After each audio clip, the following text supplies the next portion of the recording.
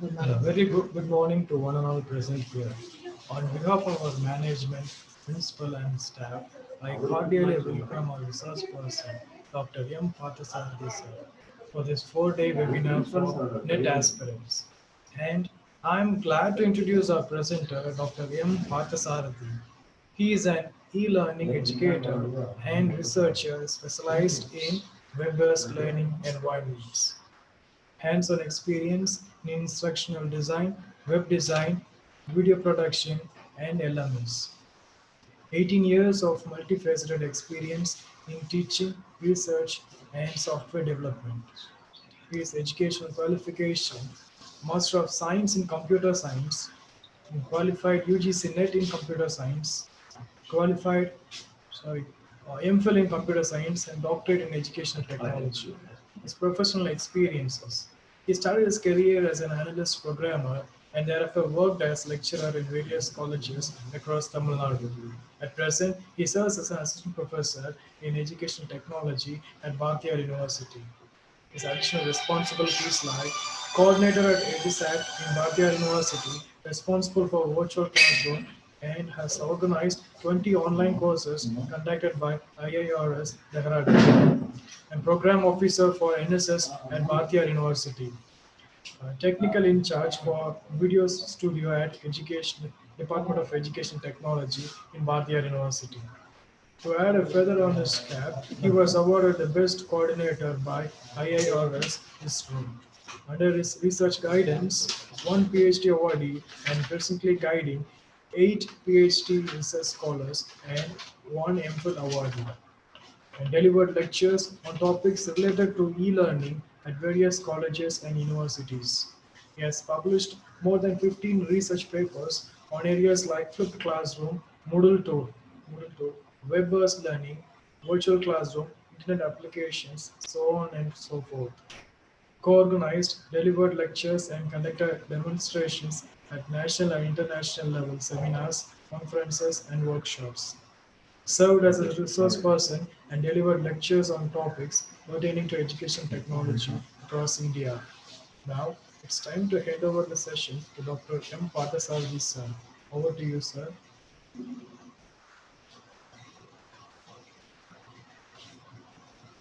Thank you, Mr. Praveen. Good morning. Good Thank morning to all. Are you able to hear me, Mr. Praveen? you. Okay. First, let me share my screen, share the presentation.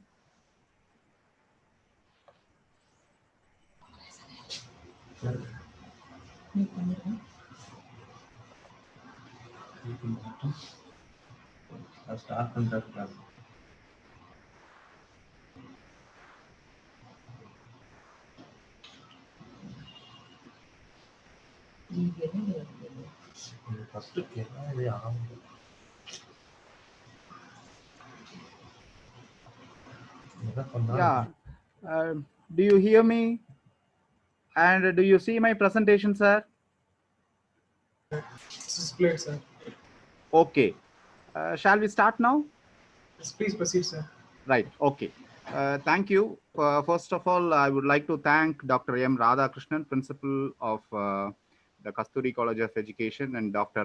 Vijay Kumar A. Shah, the correspondent of the college, organizing committee members of this webinar series, and faculty members of Kasturi College of Education, and particularly Mr. Praveen, who has introduced me. I thank everybody, and also the students who are participating, and all other participants from various places. Good morning, one and all.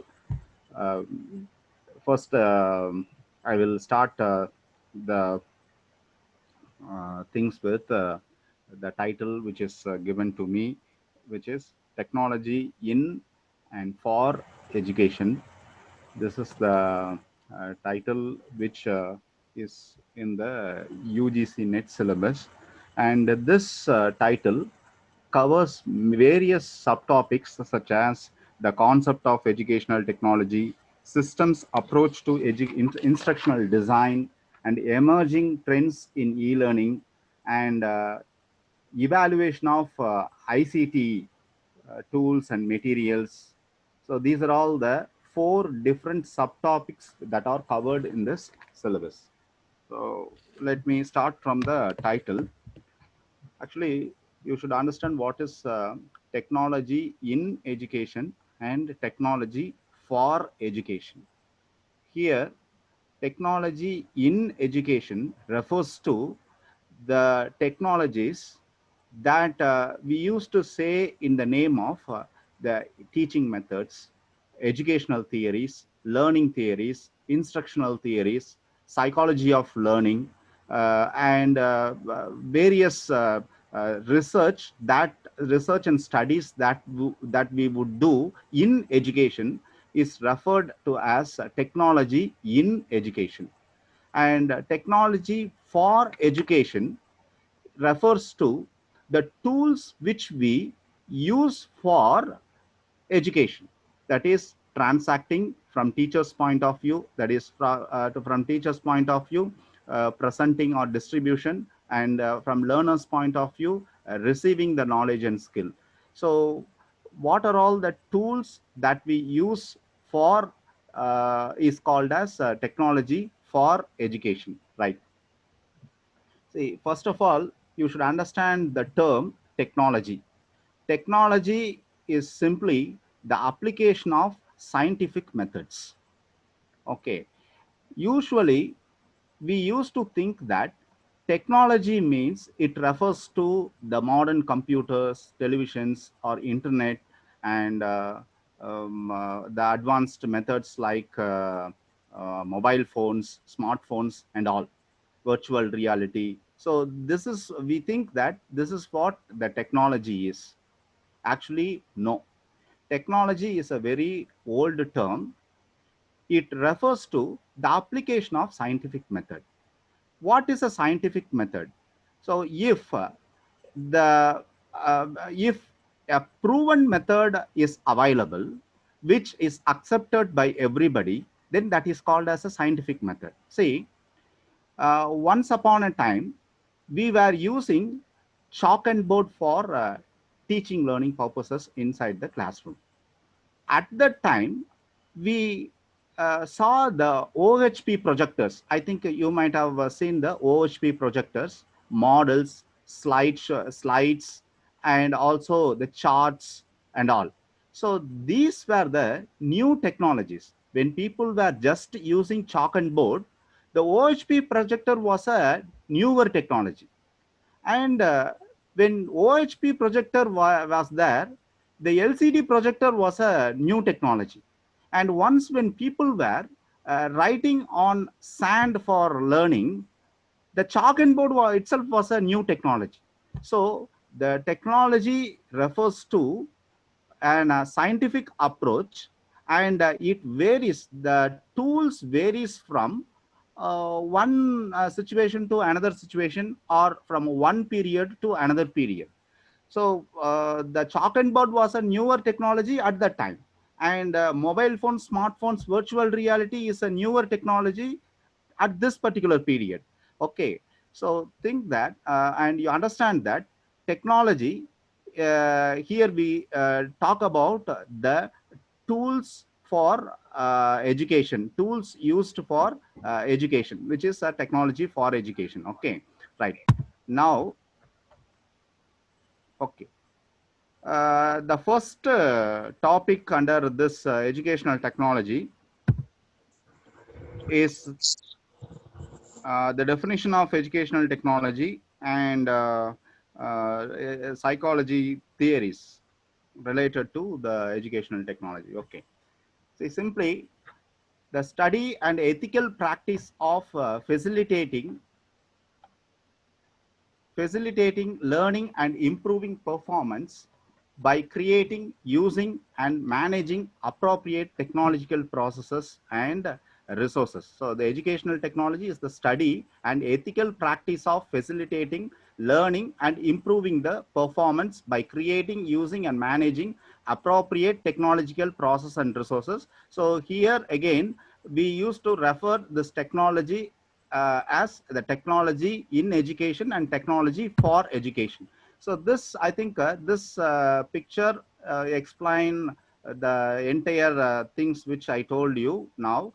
Educational technology, actually it consists of technology in education and technology of education.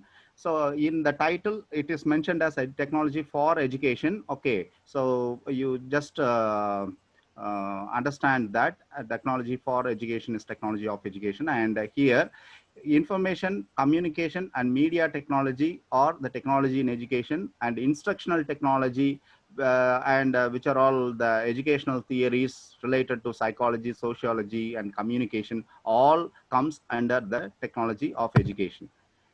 First, you should understand what is information and communication technology. Here, we use two terms. One is information technology, and another one is communication technology. Information technology is the use of computers to store, retrieve, transmit, and manipulate data or information. So it refers to the tools like the computers, networks, and all. And information and communication technology stresses the role of unified communications and the integration of telecommunications and computers, as well as necessary enterprise software, middleware, storage, and audiovisual systems that enable users to access, store, transmit, and manipulate information. See here, uh, simply the communication technology, the word communication technology, which comes with the information technology, refers to the networks, okay, which facilitates the communication system related to the computers and the modern information technology. When you go to the media technology, it is simply any hardware, software, or tool that is used to compose, create, produce, deliver, and manage media, including audio, video, images, information, interactive media, video games, virtual reality, and augmented reality environments. And when you take the communication technology, see, you should not confuse with the term information technology, information and communication technology, and the separate term that is called as communication technology. Okay, see, there are three terms: IT, information technology; ICT, information and communication technology; and there is another term which is called as a communication technology.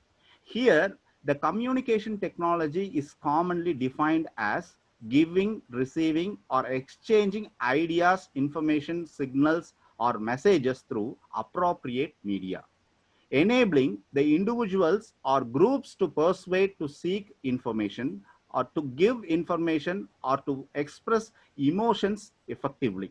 Okay, so just here, communication refers to, this is a general term, communication refers to giving, receiving, or exchanging ideas, information, signals, or messages, and through which an appropriate media. Okay, so any medium, whatever the medium it is, if we use that medium for expressing the information, signals, or messages, then that is called as a communication.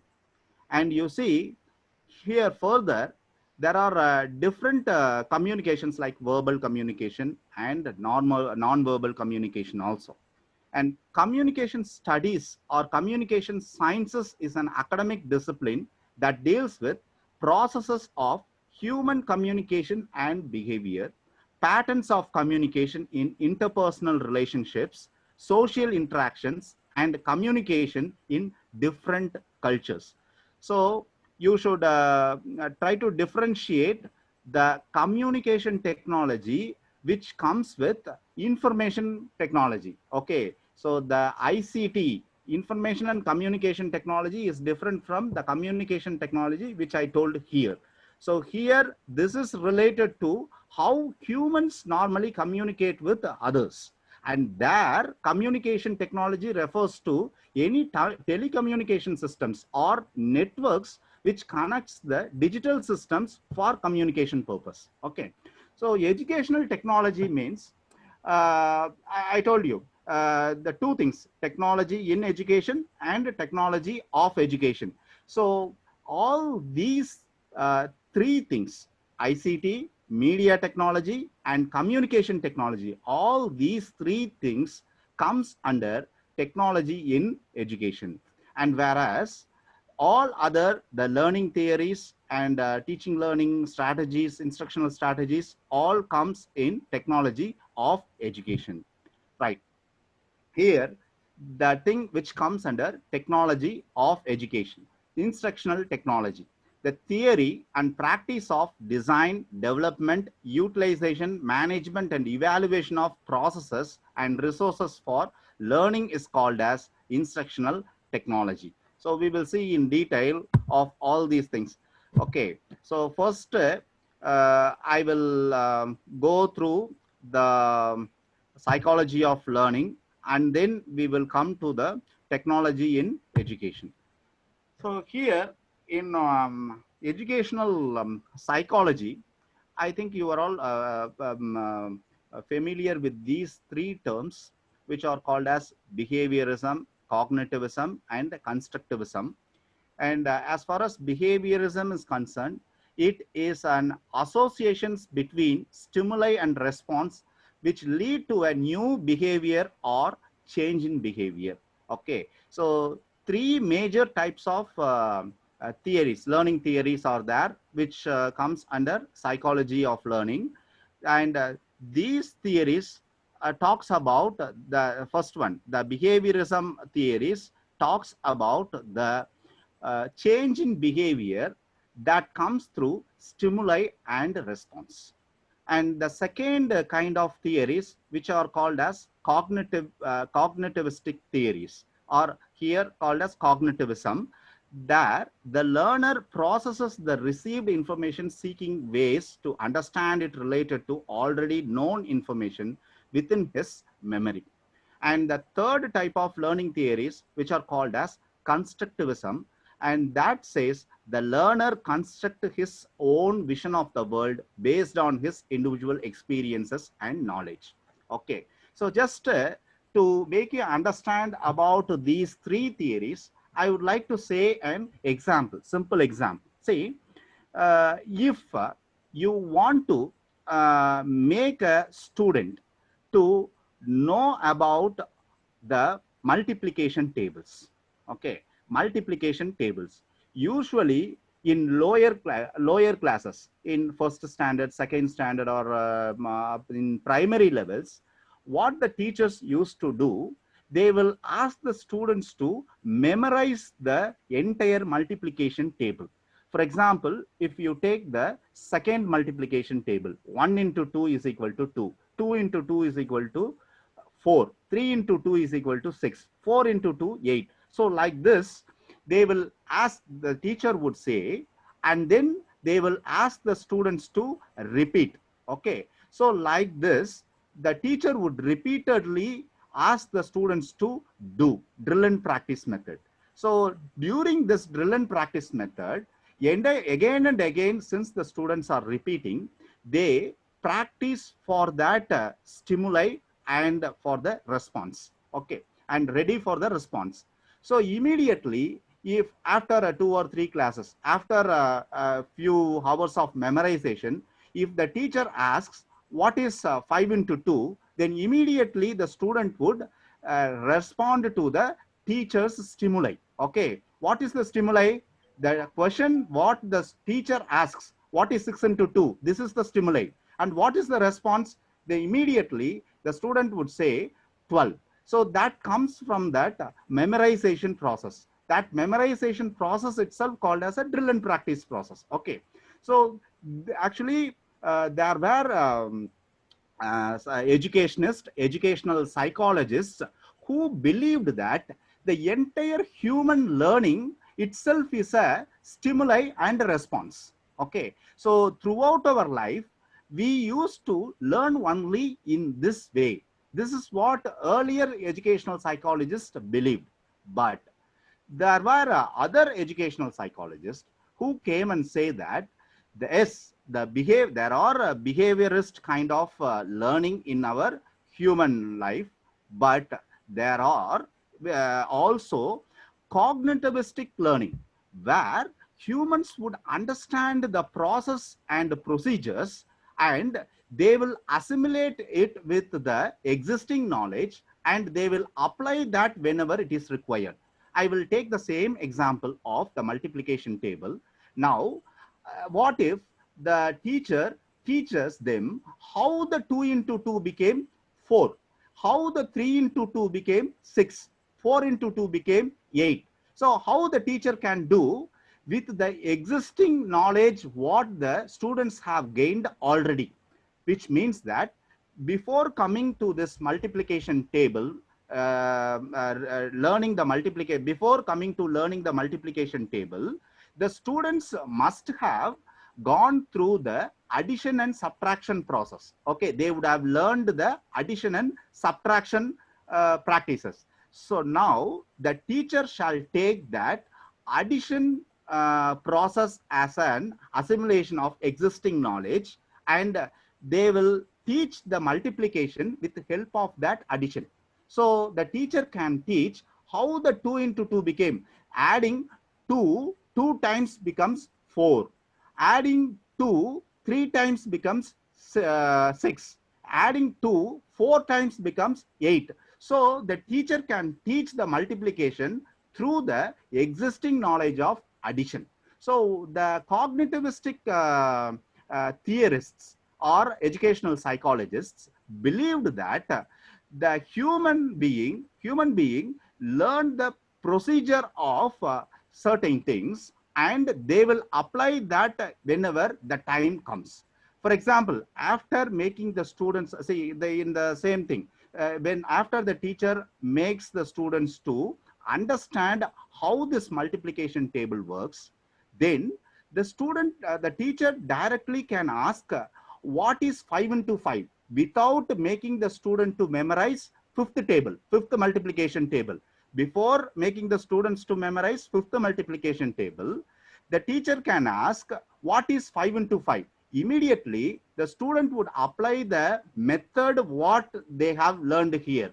So they know how 2 into 2 became 4, adding 2 times. So 5 into 5 should be adding 5 times. Then they will use the existing addition concept, and they will produce the result as 25. Okay, so some of the educational psychologists believe that the learning in human beings not only happens through response and stimuli and response, but also happens through learning some kind of methods. That's what here we say under cognitivism, the learner processes the received information seeking ways to understand it related to already known information within his memory. Okay, so that's what cognitivism is. Let us go to constructivism.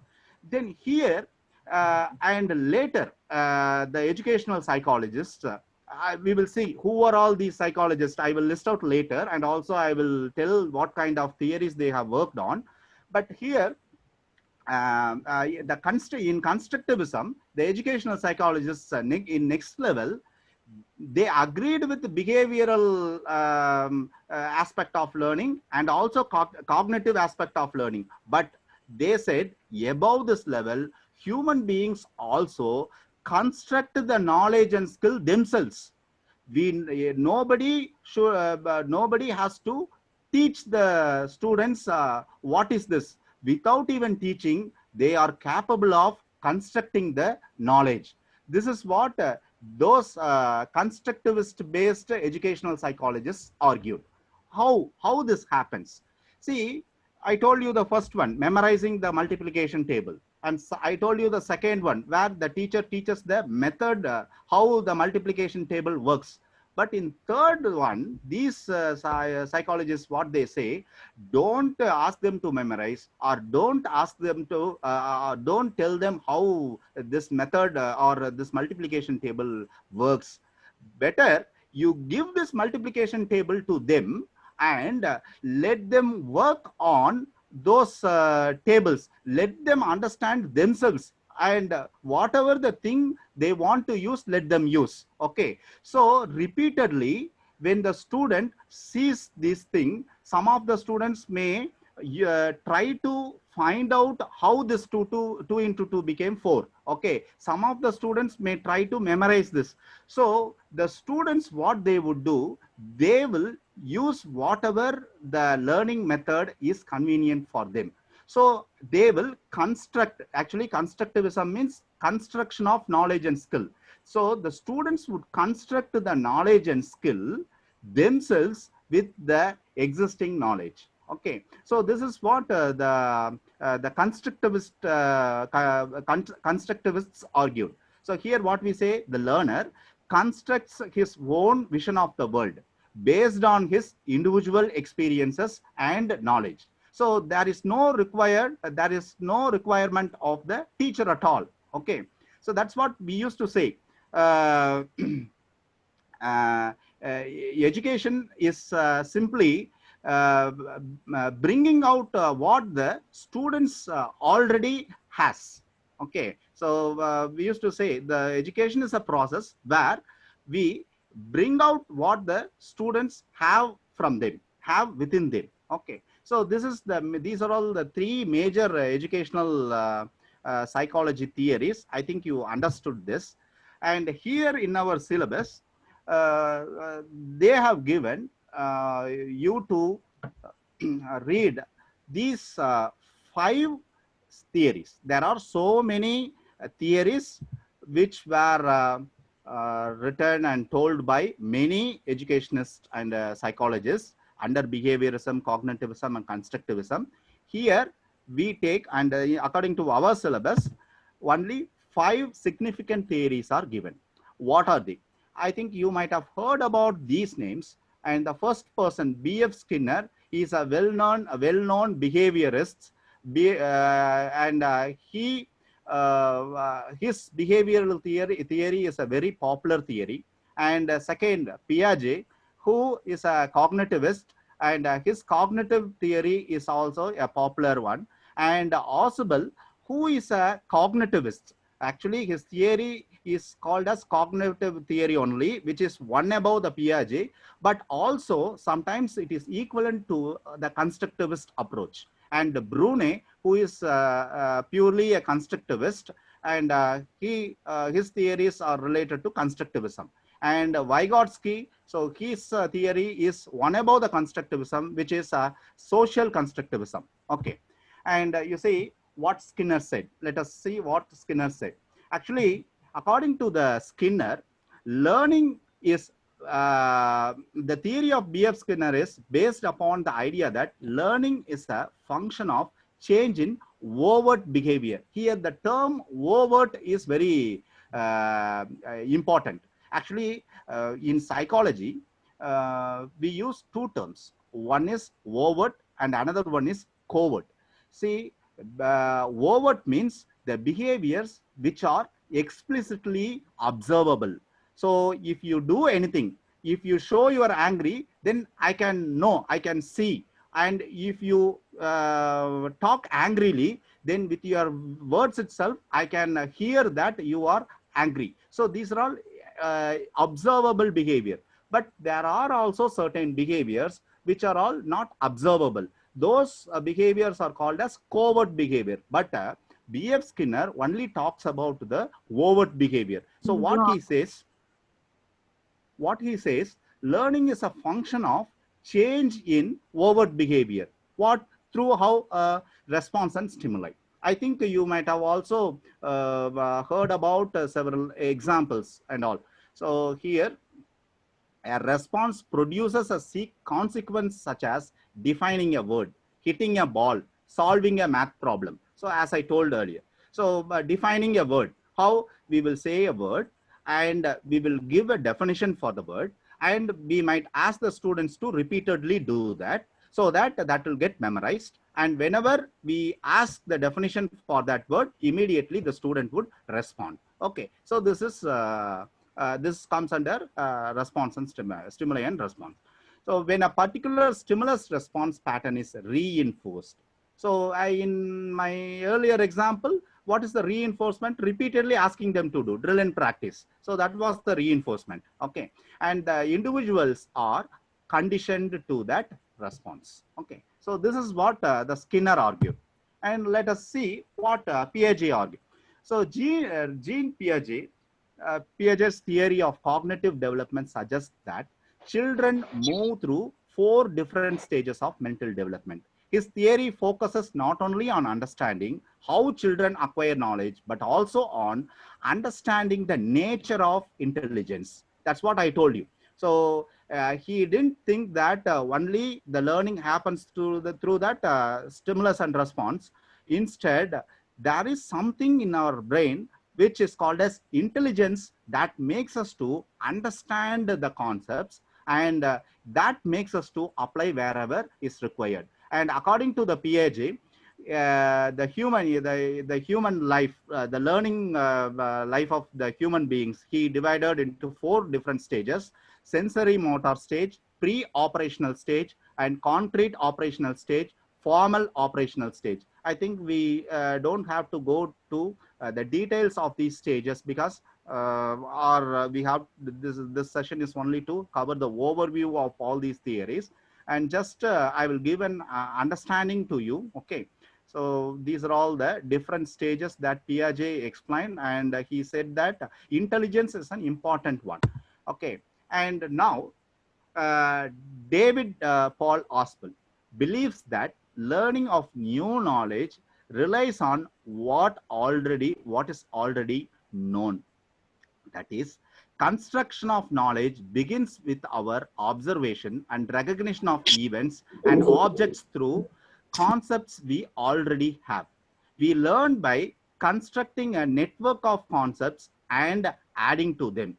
And actually, his concept, his theory focuses on a concept called subsumption.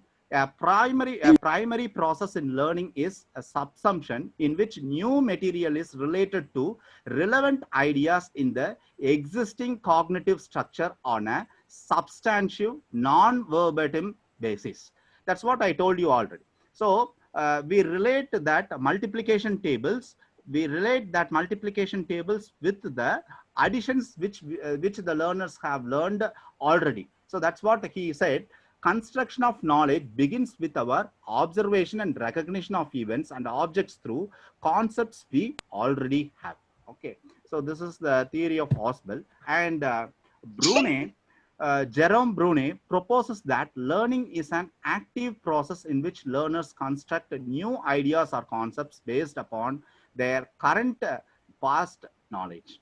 And here there is an uh, addition with the Ausbel. Okay, that's what said in that second point. The learner selects and transforms information, constructs hypotheses, and makes decision relying on a cognitive structure to do so. Okay, see, the second word, constructs hypothesis, is an important process where Brunet's theory relates this with cognitivism and also constructivism. Okay, so what he says, after learning the information, the learner constructs an hypothesis, okay, an assumption.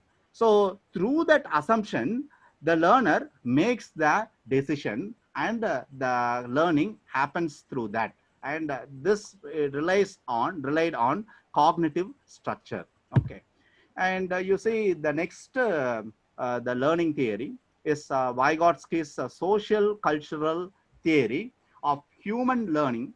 Describes Human learning describes learning as a social process and the origination of human intelligence in society or culture, where he believes that uh, the constructivism. So the people, the learners, they construct the knowledge not just by their own, but also through the society. Okay, that's why he termed it as social cultural theory. So first we said that stimulus and response, and second we said that it is through the methods. And the third, we said that they are able to create a hypothesis, and that hypothesis makes them to learn by coming out with a decision.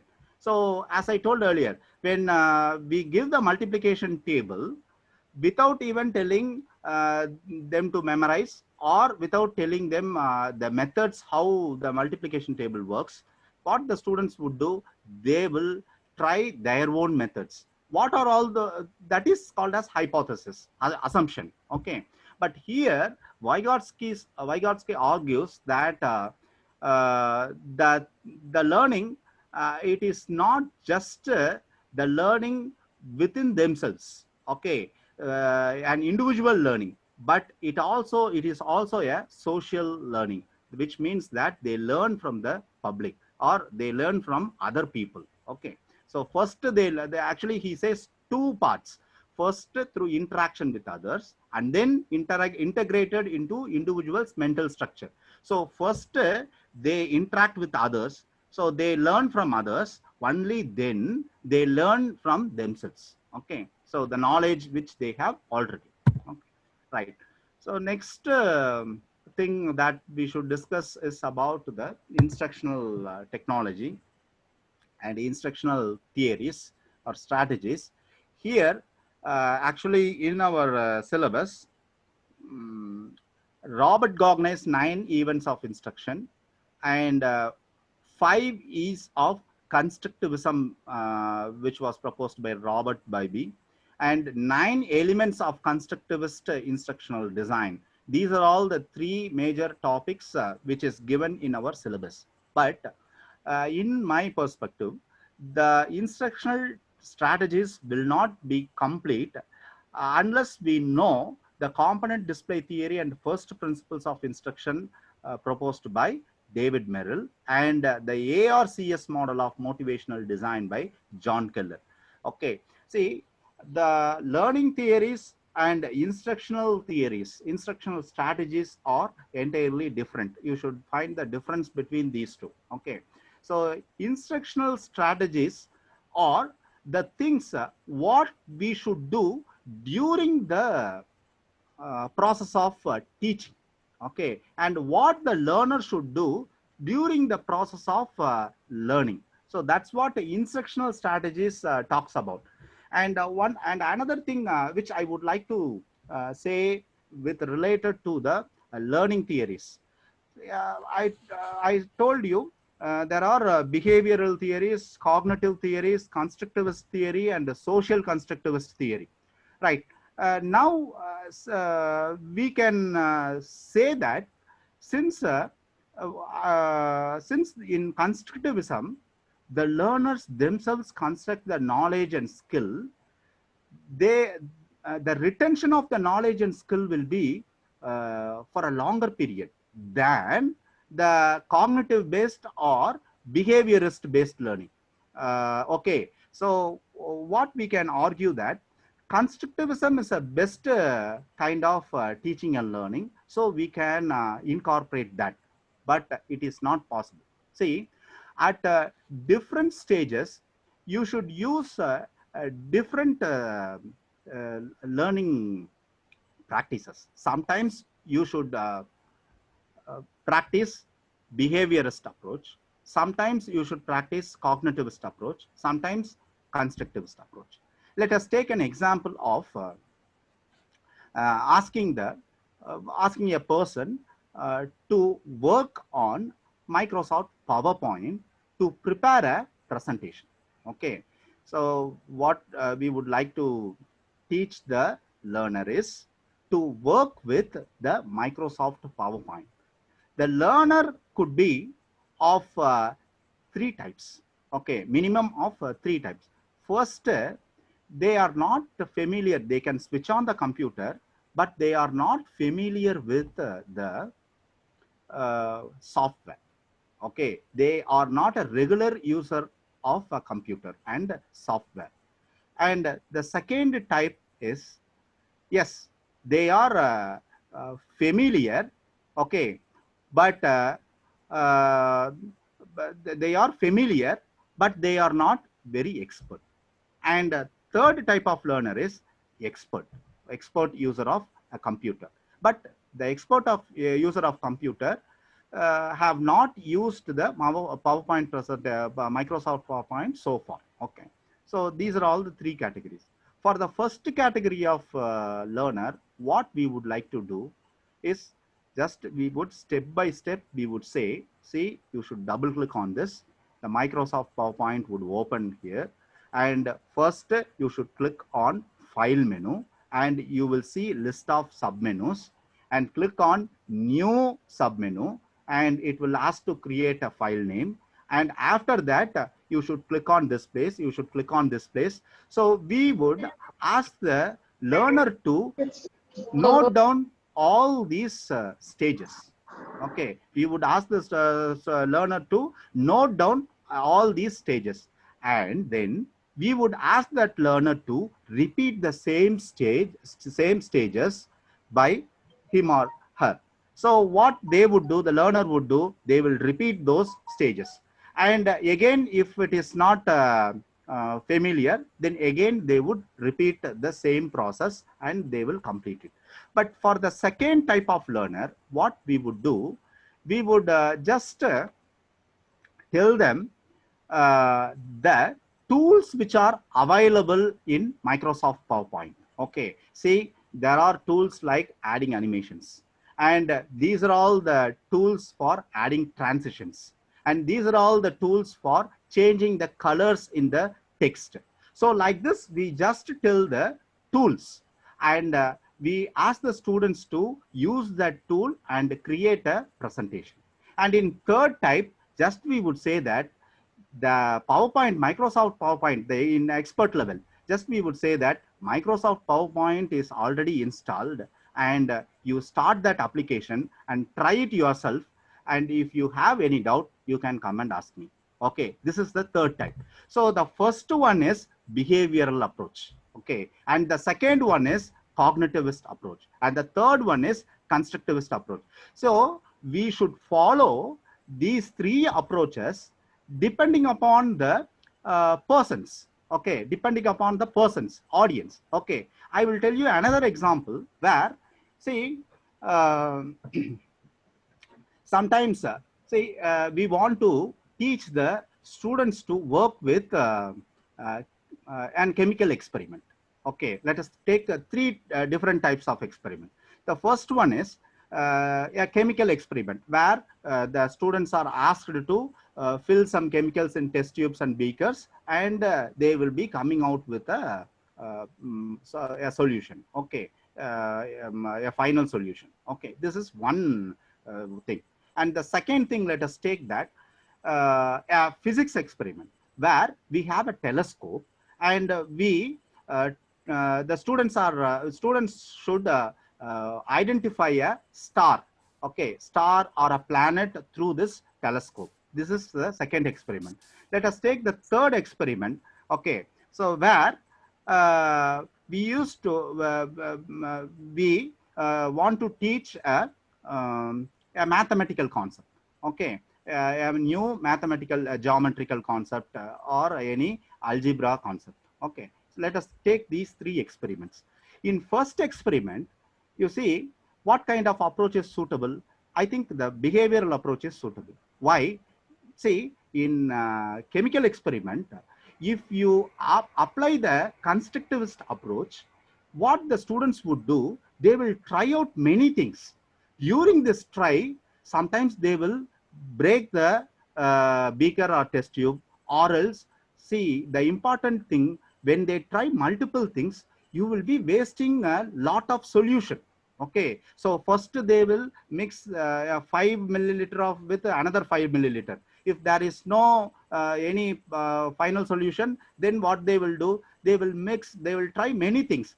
If the students try many things, then there will be so much of wastages. So what the teacher would do, the teacher would teach them that you should take 5 ml of this solution and 10 ml of this solution. You should mix only this particular manner, and you do this experiment. So like this, the teacher would tell the student, and they will ask the student to repeat the same. Okay, behavioral approach.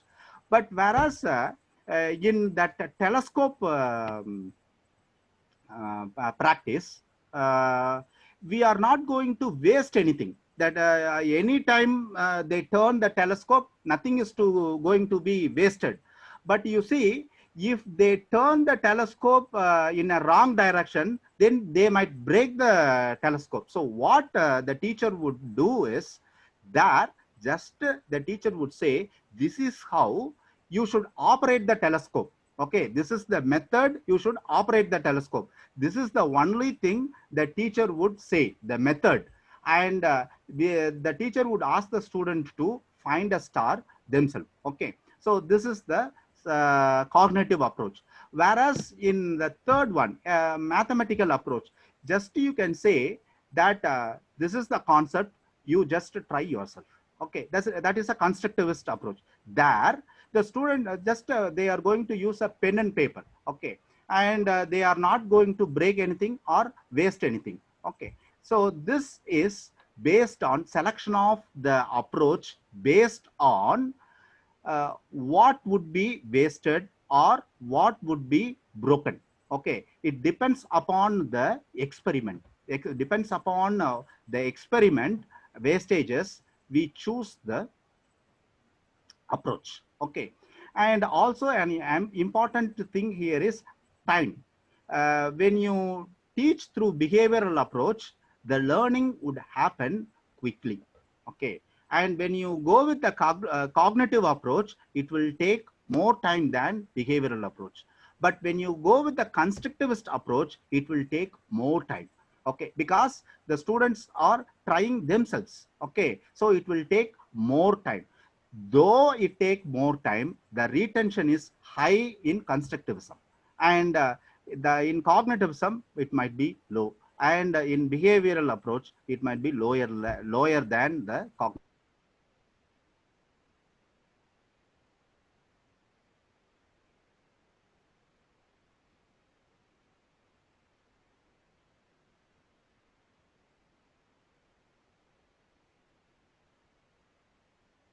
Should choose a pop we should choose a proper educational or learning approach. Okay, among that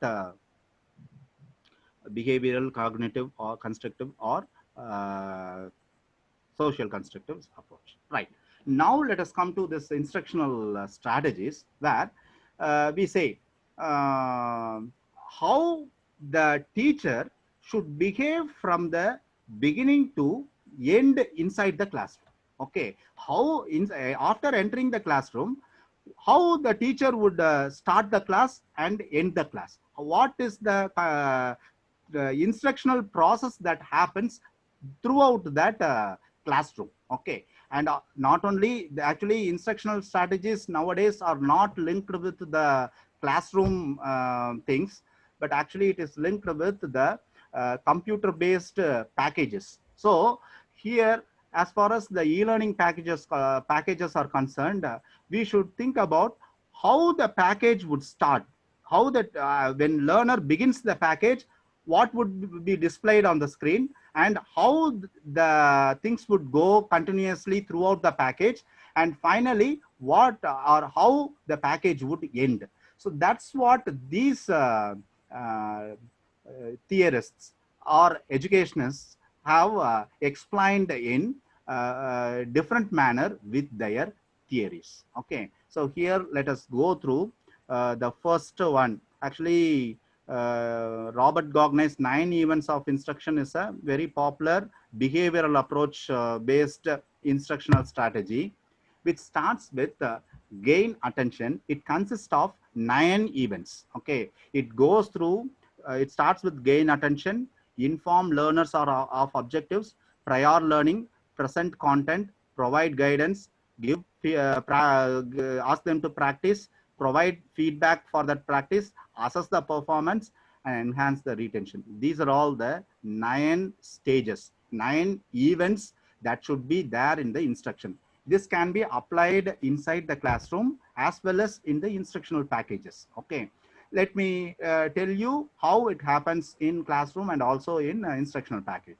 See, what you do when you enter into the classroom, when the students, sometimes the students might be talking themselves, or they might be doing something else.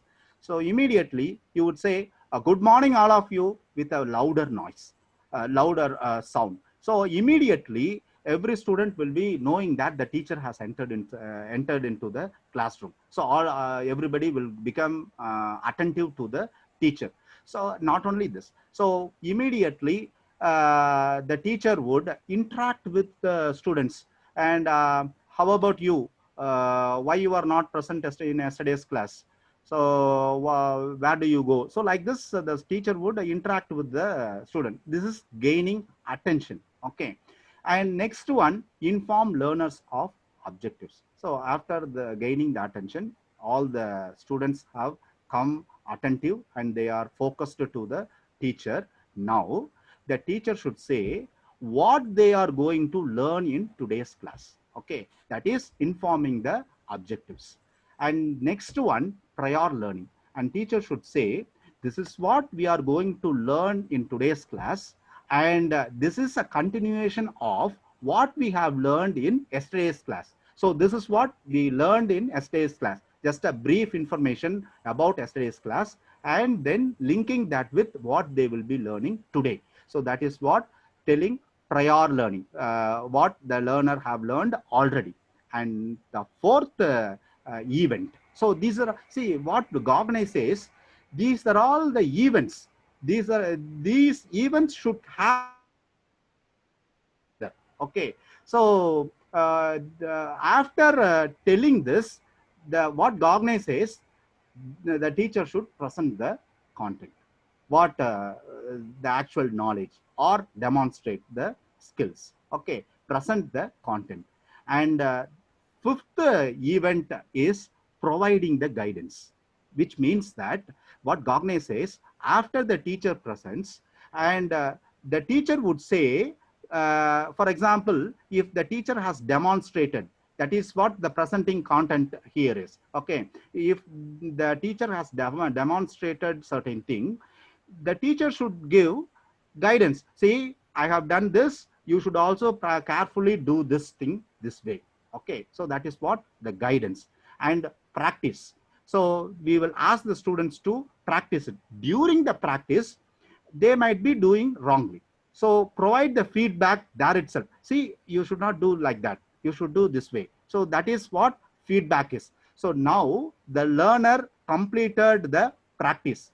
Now the assessment, actual evaluation. Okay, so what should do, what the teacher should do, the teacher should ask the students to stop the practice, and suddenly the teacher might ask what you would do after this stage. Then immediately the student would say that. So this is assessing the performance. And retention, what the teacher should do, test the retention, how far they are keeping that knowledge or skill, how long they are keeping that knowledge or skill. So how, after some time, again after 5 minutes, the teacher would ask the same student the same question, whether they are remembering that. Okay, so these are all the 9 events that Robert Gognay says that should happen during the instruction, not only in the classroom.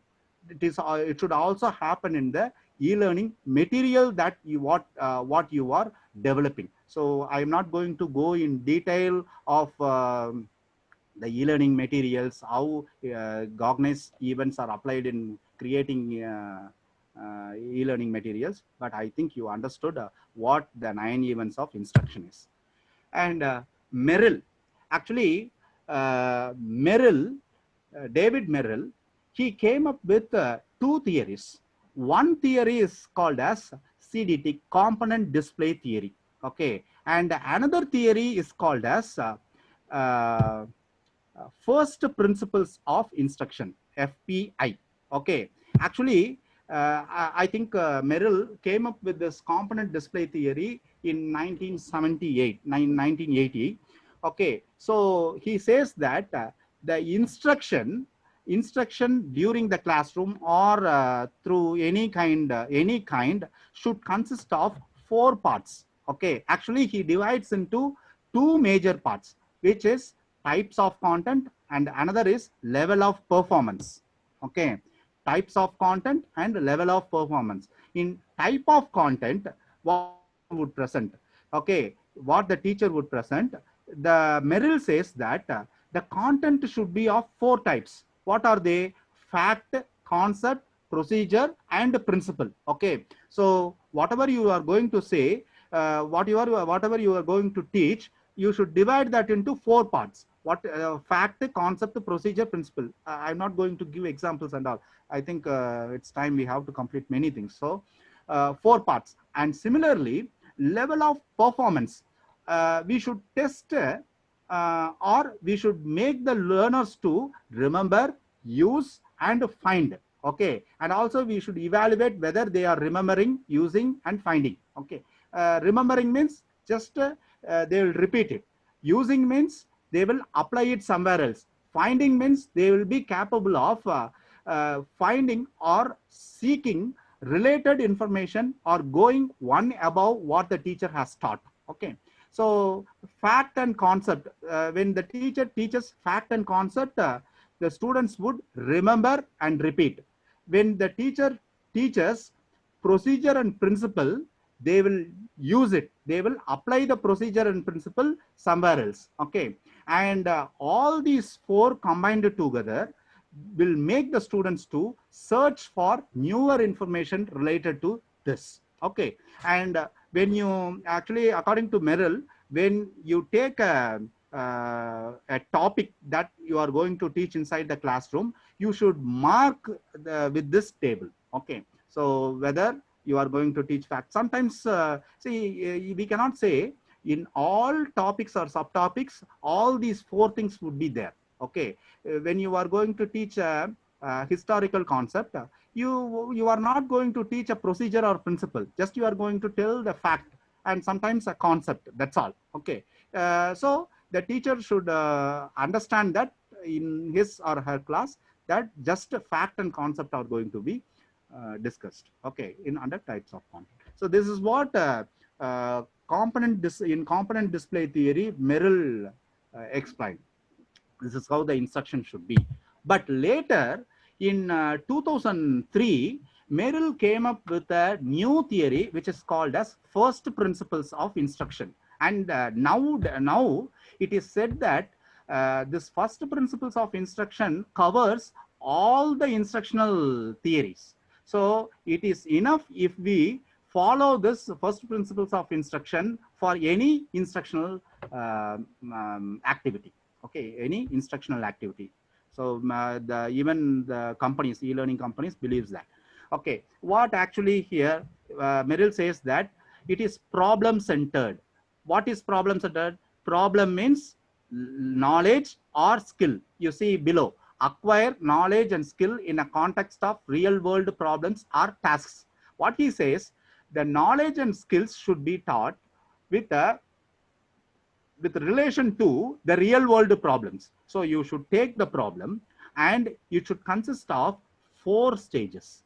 What are they? Activation, demonstration, application, and integration. Under activation, recall or apply existing knowledge and skill as a foundation for new skills. I think it is self-explanatory. And demonstration, observe a demonstration of the knowledge and skill to be learned, making the learners to observe. And in application, making the learners to use their newly acquired knowledge and skill to solve new problems or carry out the tasks. And in last one, in integration, reflect on, discuss, and defend their newly acquired skill or integrate the skill into a real world activity. Actually, he uses, he asks in to apply all the behavioral, cognitive, and constructivist approaches, and so even social constructivist approaches during the instructional process. Okay, so this is what first principles of instruction of Merrill is. And this Keller, John Keller's ARCS motivational model. ARCS refers to attention, relevance, confidence, and satisfaction. He says it starts with the attention. Okay, attention, and the second stage of the instructional process is relevance. And he says that we should make the learner confident on this topic and then satisfied. See, first in attention, capturing the interest of learner, stimulating the curiosity to learn. And in relevance stage, meeting the personal needs or goals of the learner to effect a positive attitude. Actually, the Keller's ARCS model is good for the affective domain kind of transactions. Okay. Actually, the previous one, Merrill's, and also actually Gognay's 9 events is good for the cognitive domain, and particularly Merrill's first principles of instruction is good for all the three domains, and Keller's ARCS model is good for the affective domain kind of teaching learning process. Okay, and you can relate these 4 stages with the 9 events of instruction. In nine events of instruction, what we said in what Gognay said, to gain the attention of the learner first. And even Keller says that capturing the interest of the learners is your first intention, a teacher's intention or package intention, and it should stimulate the curiosity to learn. Okay, so that's what he says. He actually he shrinks those 9 events into 4 events. That's all. Okay, so it is very self-explanatory here. Relevance, meeting the personal needs, goals of the learners to effect a positive attitude. And in confidence, helping the learners believe, feel that they will succeed and control their success. Actually, the teacher should ask, how can I, a teacher will ask, how can I, via instruction, help the students succeed and allow them to control their success. And in satisfaction, reinforcing accomplishments with rewards, internal as well as external. And the teacher should ask this question: what can I do to help the student feel good about their experience and desire to continue learning? So these are all the 4 stages. But however, for your information, Keller's and these Merrill's concepts are not in the syllabus, but I don't think the instructional strategies would be complete leaving those theories. So we should completely know. And here, these are all the modern 5 E's and 9 elements theory, which are used in today's e-learning based environments. Okay, 5 E's comprises of 5 stages: engage, explore, explain, elaborate, evaluate. So what these actually Bybee is a person who came up with this theory, that the entire instructional process should comprise of 5 stages. Okay, engaging, exploring, explaining, elaborating, and evaluating. See, in engaging, students are engaged with a challenging situation. Prior knowledge is activated. Questions are provoked. And both of these two concentrates on, it applies the cognitive-based learning theory. Okay, cognitive and constructivist theory. Actually, this 9 element is itself is called as 9 elements of constructivist instructional events. Okay, and this 5 E's are called as 5 E's cognitive stages. Okay, students are engaged with a challenging situation. Prior knowledge is activated. Questions are provoked. And explore. In explore stage, students investigate the phenomenon. Prior knowledge is challenged. Ideas are created. So like this, it goes through till evaluate. And you see, Harrington and Oliver, these two persons are persons who came up with this 9 elements of constructivist based instructional events or instructional process. The 9 elements are, the first, it starts with the first element, which says providing authentic contexts that reflects the way the knowledge will be used in real life. And providing authentic activities, provide access to expert performances and modeling of processes. This is completely a this is completely for a constructivist approach. And fourth point says provide multiple roles and perspectives, support collaborative construction of knowledge. So it goes like this up to providing authentic assessment for learning within the tasks. Okay, so these are all the 9 elements, and you should link the learning theories and instructional theories. Actually, this is a timeline which shows from 1944 to 2015, where several changes happened in learning theories and the instructional theories. Okay, in 1954, B.F. Skinner actually came up with a programmed instruction concept, and in 1956, Benjamin Bloom came up with the three domains of taxonomy with three domains. Okay, and in 1962, Robert Meagher came up with popularized learning objectives. In 1965, Robert Gogne's 9 events of instruction. So it goes like this. And in 1983, David Merrill, see here, in 1983, I told there it as 1978. It is 1983, David Merrill came up with a component display theory. Okay. And so nowadays we use theories like blended learning approaches and learning experience designs, user interface based learnings nowadays because of the e-learning concepts. Okay. And next is about the instructional design models. Actually, we are seeing three concepts. You should try to differentiate these three concepts. In in learning theories, we talked about how learning happens in human being. Okay. And in instructional theories, we talked about what happens through this teaching learning process when from the time of the teacher enters to the classroom to till end. So that is the instructional process. So the different theories explained about that. But here instructional design models are the models which should be used for selecting appropriate learning theories and instructional theories for making a complete teaching learning experience. And there are so many models available here in your syllabus. Only three models have been stated.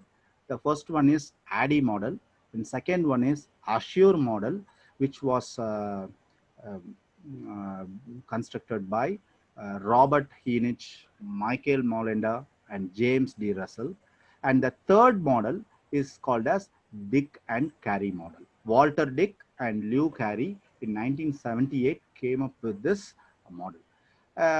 We cannot say who came up with this ADDIE. It is a generalized model, and there are so many variants of ADDIE. Okay, but these two, Assure and Dick and Carey models, were described by these experts, right? But in present situation, ADDIE and Dick and Carey model are very popular models. Okay, so ADDIE model has 5 stages where analysis, design, development, implementation, and evaluation.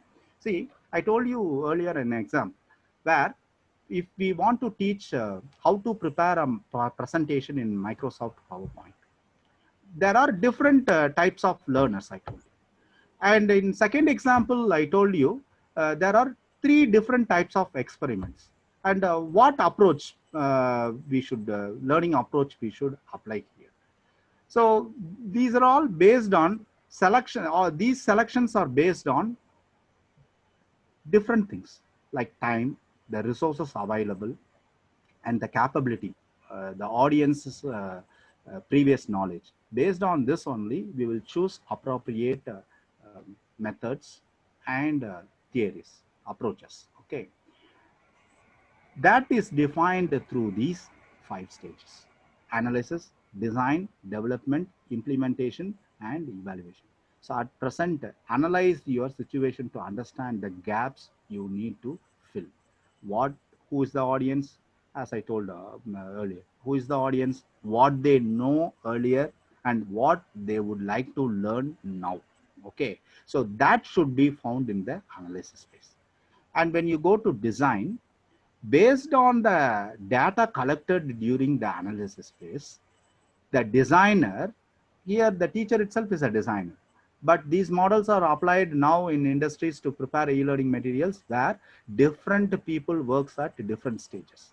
But as far as in regular classroom, all these 5 stages are done by a single teacher. Okay, so after considering what knowledge the student already have, what kind of audience they are, by collecting all those data, the teacher, they would design an appropriate instructional strategy for application. Okay, and development, here they will elaborate that design into a real time, and in implementation they will actually do that work. Okay, so after entering into the classroom, they will do that work. That is implementation. Whereas in e-learning material creation, the in development phase, they will apply different hardware and software and create a instructional material, and that material would be distributed as an implementation in implementation stage. And evaluation is a process where we evaluate in two different perspectives. One is whether the product what we have developed is correct or not. Second, whether the product is reachable, or whether the product is accepted by the student or not. Okay, so these are the two kinds of evaluation. See here, it is called as a waterfall model. See, after analysis, we go to design phase, we go to development phase, implementation phase, and evaluation phase. That's all. We finished the concept. Okay, that teaching learning process is over. But you see, there is another ADDIE model called as spiral model. See, at first, this would be done.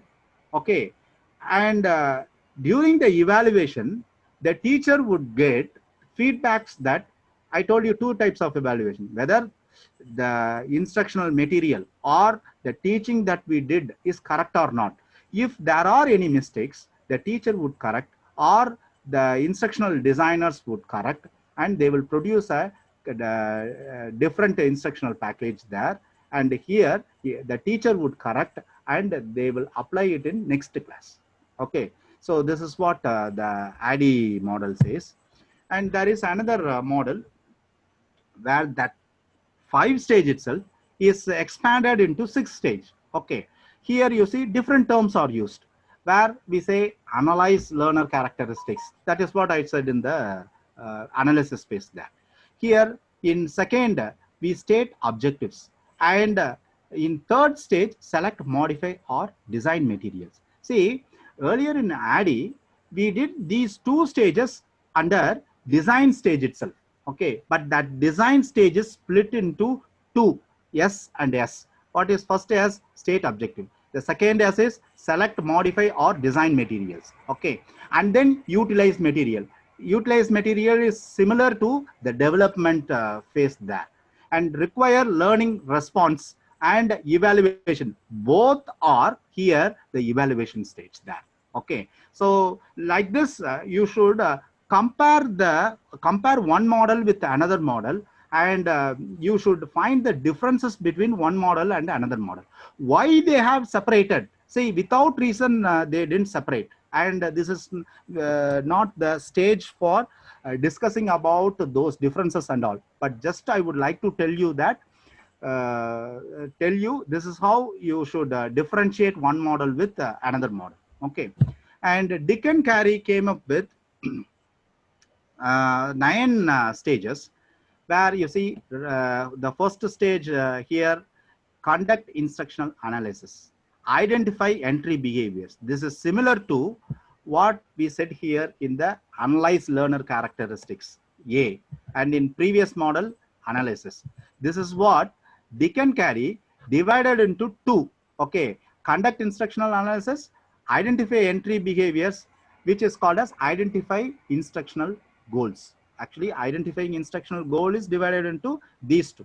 Okay, and then Writing objectives. Actually, I told objectives should be written in design phase in ADDIE, and in Azure, state objective is a separate phase itself. Similarly, writing objective is a separate stage here in Dick and Carry.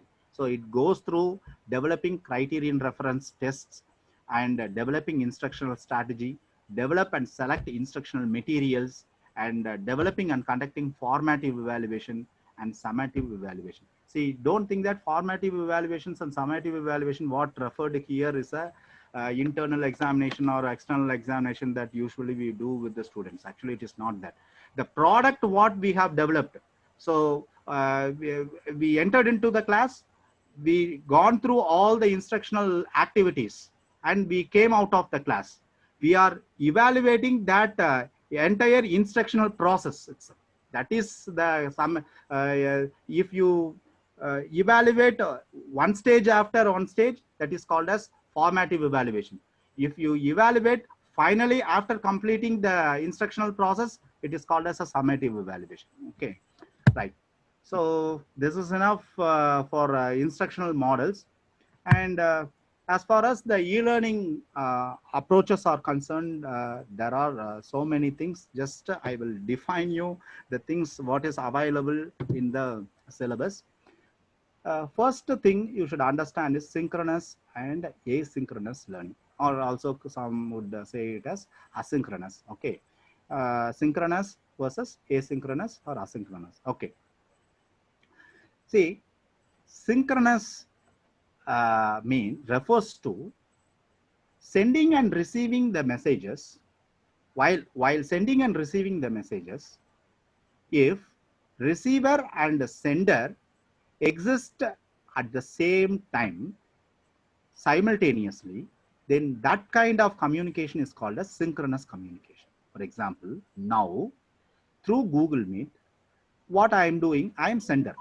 I am talking, giving a lecture, and on the other end, you are all listening. You are all receiver. Sender and receiver exist simultaneously. So this kind of situation is called as synchronous situation. And this kind of learning, you applying this kind of communication, synchronous communication for learning is called as synchronous learning.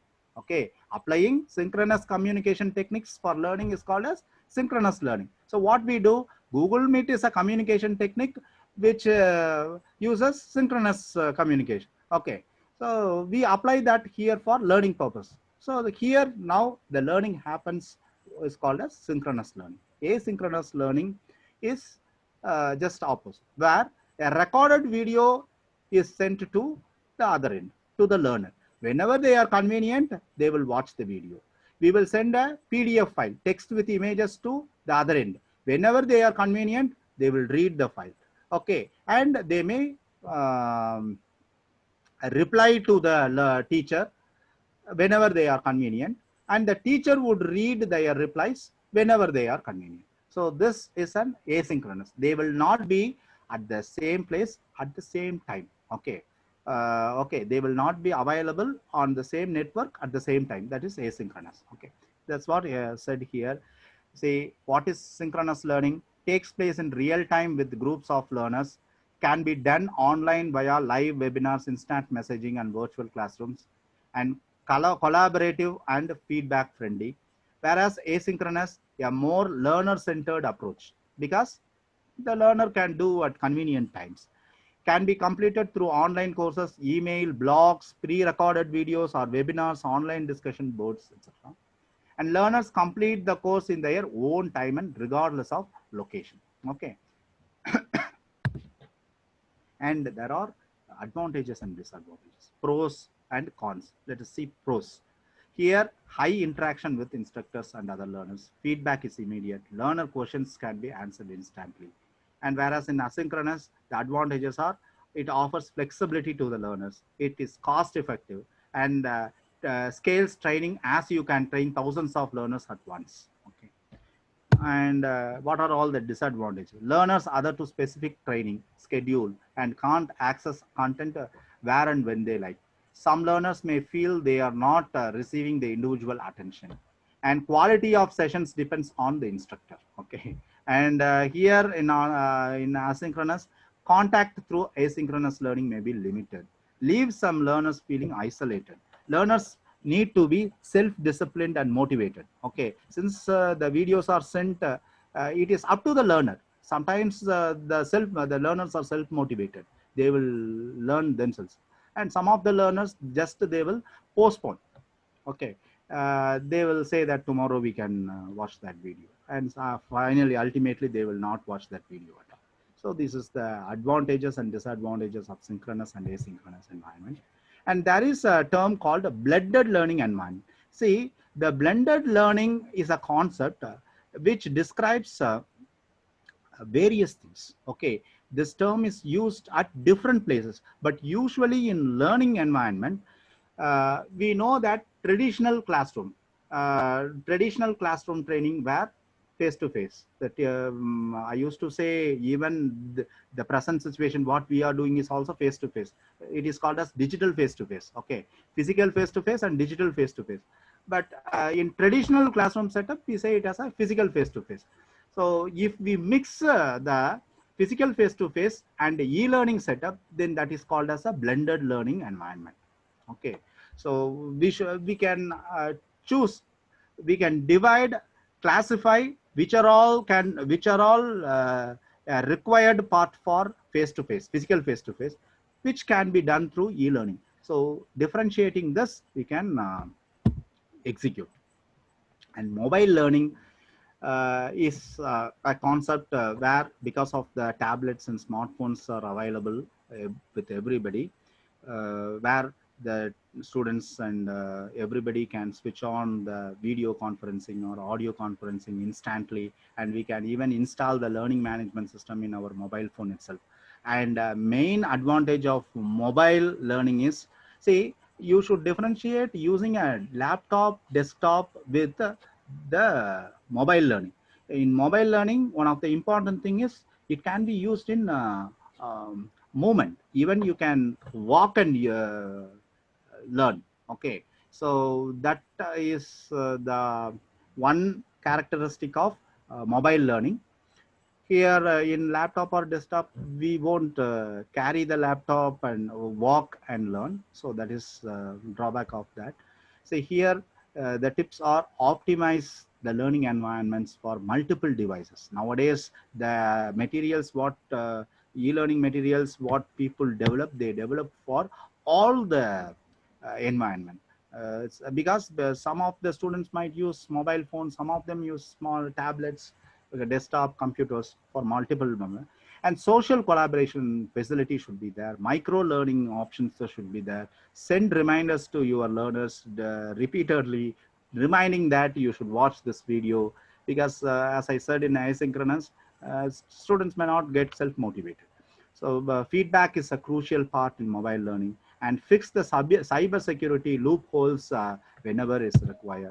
Okay, and social networking concept, you see here there are terms like blogs, vlogs, wikis, discussion forums, chat, video conferencing, all same. We think that discussion forums and blogs are same. People think that vlogs are same and like blogs. Okay, no, all are different terms. Sometimes there are amalgamation between one and another, merge between one and another, but they are completely different. Blogs, you should visit, just I will tell you, you go and visit and see what is it. Blogger.com is an example for blogs, where the people would present a detailed 5-page or 6-page notes with images, text, and video. And the visitors, they would read this, and they would put comments for it. For example, you see, all newspaper websites are like blogs, where the people who works in that newspaper company, they write articles. Those articles consist of text, images, and videos. Okay, and we visit that websites. After reading those contents, at the bottom we have a facility to comment on that entire news. Okay, so this type is called as blog based website. Okay, vlog, where we instead of, I told you, in news websites we we see video, image and text, but in YouTube we don't put people don't put even we have facility to put text, but YouTube is a place predominantly uh, a place for distributing videos. Okay, video logs. Okay, the blogs is termed as blogs, video logs. Okay, so we put videos, and watchers, video watchers, just they will put their comment at the bottom. So it is called as blogs. Wikis is a place like Wikipedia. It is entirely different from blogs or blogs. When you visit a newspaper website, you can read the article. Are you allowed to modify that article? No. Okay. Only that journalist is allowed to edit the article. As far as this blog is concerned, video blogs are concerned, in YouTube, you cannot modify the video which was uploaded by someone else. Okay. But as far as Wikipedia is concerned, many of us doesn't know. Wikipedia is a website which is run by everybody. If you think that the content put on the Wikipedia is wrong, you can go and edit that text. You can remove that picture. Okay, so anybody can modify the content on Wikipedia. So those type of, if anybody are allowed to modify the text, video and video on a website, then that type of websites are called as wikis. And there is another for concept called as discussion forum, where there will be a single post. I think you know Facebook and Twitter. In Facebook, what you will do, you will just put a picture. I have visited this place. I went a tour to this place, and I took a photograph there. Just you will put the photograph there, and repeatedly people would talk about that photograph below that photograph. They will put comments on the photograph. Okay, and they will interact each other. For one's comment, another will put another comment. Okay, so like this place is called as discussion forum. Blog is different from discussion forum. Okay, and chat, WhatsApp is a place for chatting. Video conferencing, Google Meet a place for video conferencing. These are all different social networking places where group of people come together and share the knowledge and skill. And there is another concept called as open educational resources. Actually, UNESCO came up with this concept. Open education. So why? See, in 1990s, when this digital educational resources became popular, underdeveloped countries were not able to establish these digital networks or digital materials for the students and teachers. Okay, so what UNESCO did, why don't the developed countries distribute the materials what they have developed for the underdeveloped or developing countries? They came up with this concept and they termed this as open educational resources. So anybody who has a digital content, just they can share and they can allow for anybody's use. Here I have put a table. I cannot explain these things because of the time constraint. But two popular OER websites are oercommons.org, creativecommons.org. So the materials posted on these place comes with different what criterias. Some of them will allow you to modify the content after downloading. You are allowed to modify. In some of the content, they will tell that you can use it, but you cannot modify the content. So like this, with the different criterias, the contents are shared on these websites, and these materials are called as open educational resources. Okay, and there is also a model for evaluation where DeLone and McLean developed this model, which is called as IS success model, information system success model. Actually, it is called as D and M IS success model. D and M refers to DeLone and authors. Okay, M refers to McLean, both the authors, and IS refers to information system. Okay, there are 3, 4, 5, 6, 7 stages actually, 7 stages to evaluate the entire product. Okay, the instructional product. So this is a model, and online repositories, libraries, and tools are all becoming popular. You might have come across a term called learning management system. Every educational institution in future will have a system, and software like Blackboard, Moodle, and Canvas are popular learning management system. You see, in 2 or 3 years, every college, every university will have this. And there is a term called massive open online courses. Actually, for each and every term in MOOC, there is a meaning. Massive, which allows a lot, a very huge number of participants to participate in these courses. 1,000, 5,000, 10,000, any number of students can participate. That's what these courses refers to.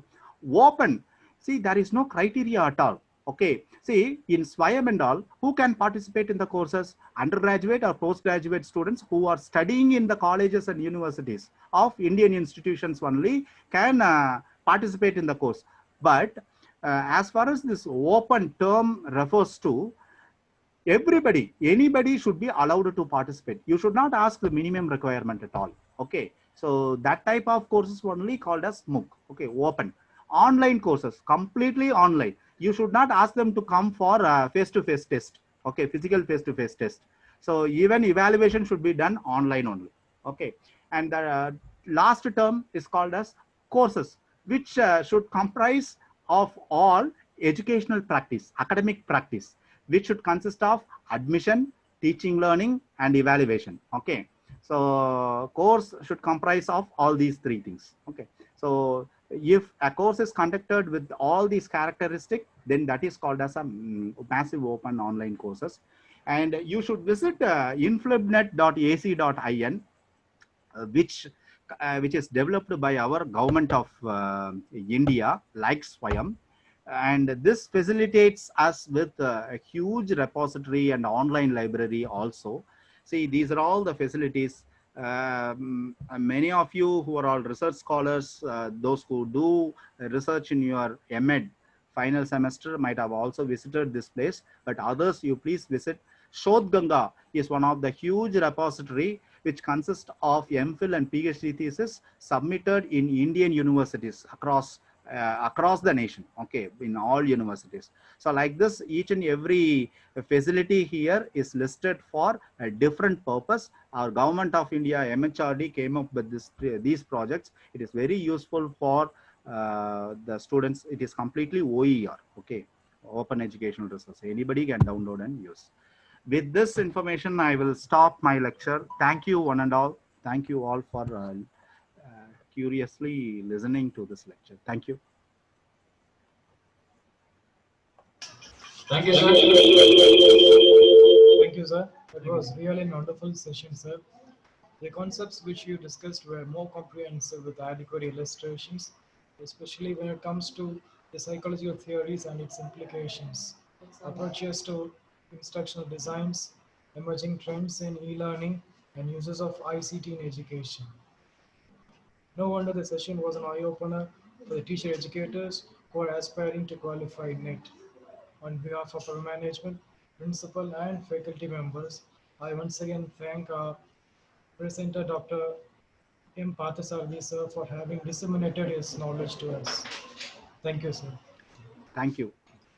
Thank you. Partic- And if there is any queries, I will take. Fine, sir. Hello, sir. Participants, Good afternoon, sir. Yes, ma'am. Good afternoon, madam. Sir, really the session was very useful, sir, and Thank you. informative. Thank you, ma'am. Thank you. Thank you. Sir, I did MCA MEd, sir. Okay, ma'am.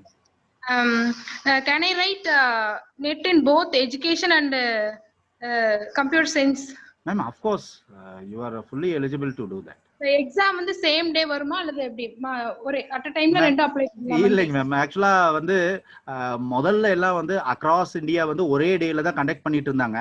இப்போ எனக்கு வந்து different disciplines different டேஸ்ல conduct பண்றாங்களா என்னங்கிறது தெரியாது.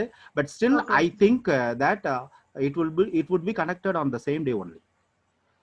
ஓ அப்படின்னா நான் ஆமாங்க, education முடிச்சுட்டு ஏதோ அப்புறம் ஒண்ணுதான் நீங்க பார்ட்டிசிபேட் பண்ண முடியும் அட் த டைம். ரெண்டுக்கும் எலிஜிபிள். ஓகே பட் ஆனா அட் அ டைம்ல ரெண்டும் இருக்க முடியாதுங்க, ஒரே இடத்துல இருக்க முடியாதுல்ல. Okay okay thank you okay, sir. ஓகேங்க. சார் அப்புறம் சொல்லுங்க. தமிழ்ல இருக்குமாங்க sir question paper? Ma'am, it is a national eligibility test இல்லைங்களா, அதனால கண்டிப்பா வந்து எனக்கு தெரிஞ்சு இங்கிலீஷ்ல. நான் இங்கிலீஷ் அண்ட் ஹிந்தி தான். But I don't know much details about நெட்டுங்க. While I passed participated and passed, that was in Tamil, sorry, English and Hindi மட்டும்தான். Okay okay okay, thank you sir. It is தேங்க்யூங்க. Really useful. Okay, thank you.